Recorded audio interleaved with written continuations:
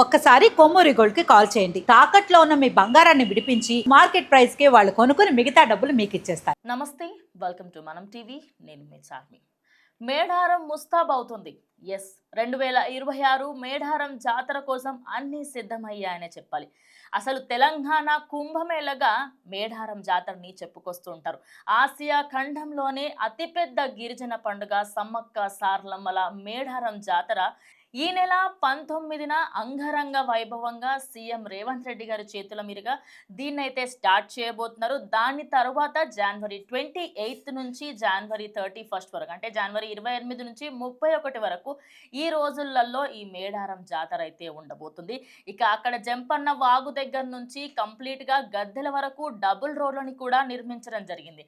ఇక ఇలా చెప్పుకుంటూ పోతే గ్రనైట్ తోని అక్కడ గద్దెల్ని నిర్మిస్తూ ఉన్నారు. ఆ గద్దెల్ని ఇప్పుడు చూస్తే ఒకానొక సందర్భంలో 2000-3000 మంది దర్శించుకునే ఆ గద్దెలు అక్కడ దానికన్నా మించి జనాలు అక్కడ ఉండలేని టైం, కానీ ఇప్పుడు ఒకేసారి 10,000 మంది వచ్చే విధంగా కూడా ఉంది. 4 ప్రధాన ద్వారాలను కూడా నిర్మించడం జరిగింది. అదే కాకుండా మనకి దానికి సంబంధించి అక్కడ విఐపి దర్శనాలు కూడా ఇవ్వడానికి అక్కడ ప్రభుత్వం కూడా దానికి సంబంధించిన ఏర్పాట్లు కూడా చేయడం జరిగింది. ఇక దానికి సంబంధించి వనదేవతలైనటువంటి సమ్మక్క సార్లమ్మలు కొత్త తీరున వాళ్ళనైతే ముస్తాబు చేస్తున్నారు. అదేవిధంగా రూపుదిద్దుకోబోతుందన్నమాట. ఆ పల్లెలో ఇది ప్రజెంట్ టెంపుల్ సిటీగా మారిపోయిందనమాట. గ్రానైట్ నిర్మాణాలు, రోడ్ల విస్తీర్ణాలు, అబ్బురపరిచే ఆ పార్కులు, అదేవిధంగా అక్కడి సీనరీలు అన్నీ కూడా ప్రజెంట్ అక్కడికి వెళ్ళే వాళ్ళందరికీ కూడా అరే ఇది మేము ఇంతకుముందు చూసిన మేడారమేనా అని ఆహా ఓహో అనే విధంగా ఉందన్నమాట. ఇక భక్తులకి సంబంధించి అక్కడ ఏదైతే వసతికి కూడా నిర్మాణం కూడా చేపట్టడం జరిగింది. కొన్ని టెంట్లు, అదేవిధంగా అక్కడ ప్లేస్ని కూడా చాలా మటుకు క్లీన్ చేసేసారు. అండ్ కొన్ని దగ్గరలోని కొన్ని హోటల్స్ని కూడా అక్కడ ఇప్పుడిప్పుడే స్థాపించడం కూడా జరుగుతుంది. సో అక్కడికి వెళ్ళాలి అనుకుంటున్న వాళ్ళు ముందస్తుగా ప్లాన్ చేసుకోండి. ఎందుకంటే లక్షల సంఖ్యలో ఒకేసారిగా ఎంతోమంది రావడంతో దానివల్ల ఎన్నో ప్రాబ్లమ్స్ కూడా వస్తాయి. అక్కడ తొక్కిసలాటలు అన్నీ జరిగినప్పటికీ కూడా ఎప్పుడూ కూడా ఎక్కడా కూడా ఎలాంటి నష్టం అనేది వాటిల్లలేదు. కానీ ఈసారి మేడారం జాతర ఖచ్చితంగా అద్భుతంగా ఉండబోతుందని రేవంత్ రెడ్డి సర్కార్ అయితే చెప్తుందనమాట. ఇక 2026కి సంబంధించిన ఈ మేడారం జాతర స్పెషాలిటీ ఏంటి అంటే, ఈసారి జాతరకు వచ్చే భక్తులు మేడారంలో అడుగు పెట్టగానే దానికి సంబంధించి అక్కడ అన్నీ చూసి అరే ఇది మేడారమేనా అని అనుకునే విధంగా ఉండబోతుంది. అక్కడ ఏమేం మార్పులు చేశారు అనేది కూడా చెప్తాను ఖచ్చితంగా మీకు.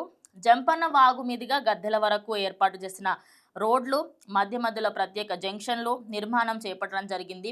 అదేవిధంగా ఇటు తద్వాయి వైపు నుండి వచ్చే భక్తులు కూడా అడుగడుగున ఆశ్చర్యపోయే ఆదివాసీ ఆచరణ సాంప్రదాయాలకు సంబంధించి ప్రతిబింబించేలా నిర్మాణాలు కూడా చేయడం జరిగింది.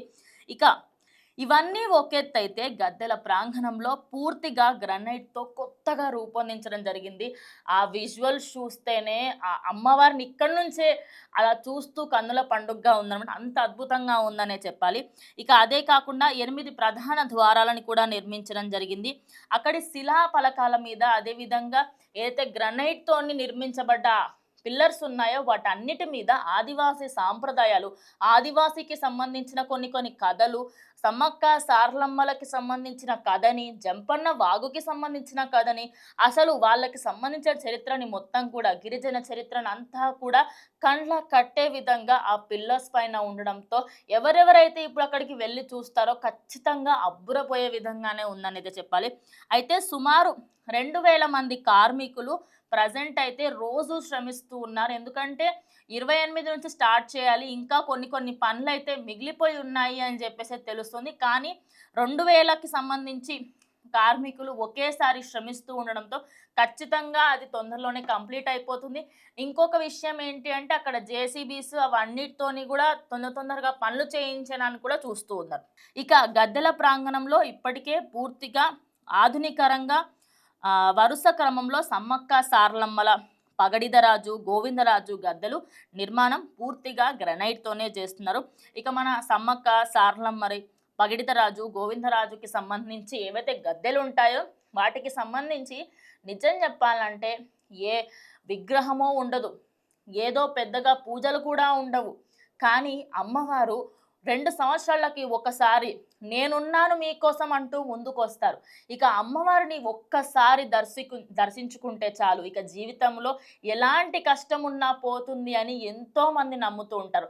ఆఖరికి ఎన్నో హాస్పిటల్స్ వెళ్ళిన తీరని లోటు, తీరని కష్టం అమ్మని ఒక్కసారి చూసి, అమ్మ నీ నీ నీ దగ్గరికి వచ్చాను, నాకు ఈ కష్టం ఉండకూడదు అని చెయ్యి జాచి అడిగితే అమ్మ ఎప్పటికైనా మీ వెంటే ఉంటుందనే నమ్మకం చాలా మందికి ఉంటుంది. ఇక గిరిజన సాంప్రదాయం ప్రకారంగా గిరిజనుల ఇంటి నుంచి దాన్ని స్టార్ట్ చేసి దాని తర్వాత అక్కడ ఏవైతే చిన్న చిన్న కార్యక్రమాలు ఉంటాయో వాటన్నిటికీ సంబంధించి కూడా ఆల్రెడీ అక్కడ స్టార్ట్ అయిపోవడం జరిగింది.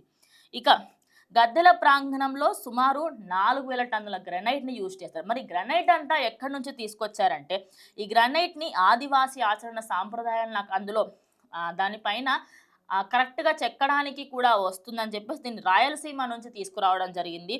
అయితే ఇప్పటికే గద్దెల ప్రాంగణంలో నిర్మాణాలు పూర్తయిపోయి ఈ నెల 19వ తేదీ కల్లా కంప్లీట్గా అయిపోతాయి. ఎందుకంటే ఆ రోజు రాష్ట్ర ముఖ్యమంత్రి అయిన రేవంత్ రెడ్డి చేతుల మీదుగా జాతర ప్రారంభం చేస్తారు. సో ఎవరెవరైతే దీనికి సంబంధించి అక్కడ జంపన్న వాగు దగ్గర స్నానం చేసిన తర్వాత అమ్మవారి గద్దెల దగ్గరికి వెళ్తూ బెల్లాన్ని బంగారంగా పెడుతూ, అదే కాకుండా ఇప్పటికీ కూడా అక్కడ చికెన్ని అదే మన కోళ్ళని బలిస్తూ ఉంటారు. ఆ కోళ్ళకి సంబంధించి కూడా అక్కడ 500, 600లకు పైగా కూడా చెప్తూ ఉంటారనమాట రేట్స్. అమ్మవారికి సంబంధించి బలిస్తే ఖచ్చితంగా దానికి సంబంధించి మంచి జరుగుతుంది అనే ఉద్దేశం చాలా మందిలో ఉంటుంది. ఈసారి సమ్మక్క సారలమ్మల జాతర ఇంకో లెవెల్లో ఉండబోతుంది. అసలు ప్రతి ఒక్కరూ ఈసారి జాతరని గుర్తుపెట్టుకునేలాగా ఉంటుంది అని చెప్పేసి తెలంగాణ ప్రభుత్వం చెప్పుకొస్తుంది. సో ఎవరెవరైతే వెళ్ళాలి అనుకుంటున్నారో ఖచ్చితంగా జాగ్రత్తలు వహించవలసిందిగా కోరుకుంటున్నాం. ఎందుకంటే అటువైపు ప్రత్యేక బస్సులని అన్నిటినీ కూడా ఏర్పాటు చేసినప్పటికీ ముందస్తుగానే ప్రతి ఒక్కటి కూడా ప్లాన్ చేసుకోండి. ఎక్కడా కూడా హడావిడి చేసుకోకుండా ఉండండి. సో ఇది ఇవాళటి వీడియో. ఇంకో వీడియోతో మళ్ళీ కలుస్తాం.